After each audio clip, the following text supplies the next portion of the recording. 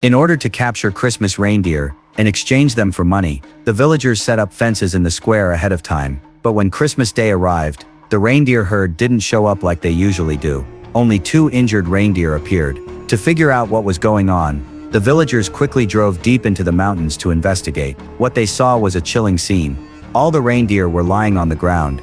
It looked like they'd been attacked by some terrifying creature. While the villagers were still puzzled, one of them noticed a large hole in the wire fence. They immediately figured out the research team must be responsible, which led to wolves getting through the fence and attacking the reindeer. To recover the loss of $80,000, Jack quickly took people to confront the research team, but when they arrived, the place was completely abandoned.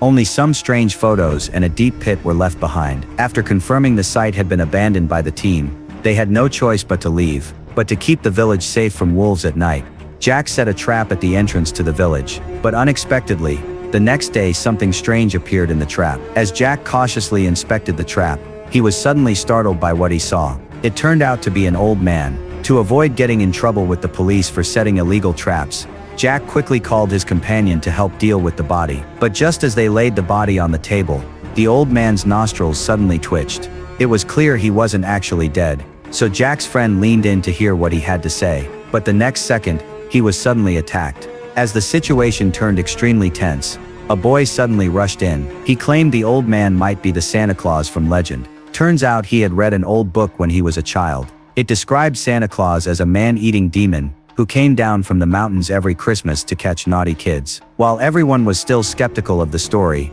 the old man suddenly showed a vicious and inhuman glare, which scared them into tying him up. Then a voice suddenly came from the walkie-talkie in the old man's bag. Jack picked it up to talk. To his surprise, the caller was a wealthy man who wanted to buy Santa Claus to cover the $80,000 debt. They discussed it and took Santa Claus to make the deal. But strangely, the rich man said after seeing him that this wasn't Santa Claus, but just one of Santa's elves. While everyone was still confused, they were silently surrounded by many more old men, who quickly launched a fierce attack. Seeing they were outnumbered, they hurried into a warehouse, only to witness an even more terrifying sight. A 10-meter tall ice sculpture stood before them. It had Santa's signature reindeer antlers on its head. With heaters nearby and kids stuffed into sacks, the elves were in the process of thawing Santa Claus. Once he was free, the children would become his meal. At the critical moment, the boy came up with an idea. He told the man to fly a helicopter and lure the elves into the reindeer pen. In the end, they didn't manage to capture the reindeer, but the 200 elves became a huge fortune instead.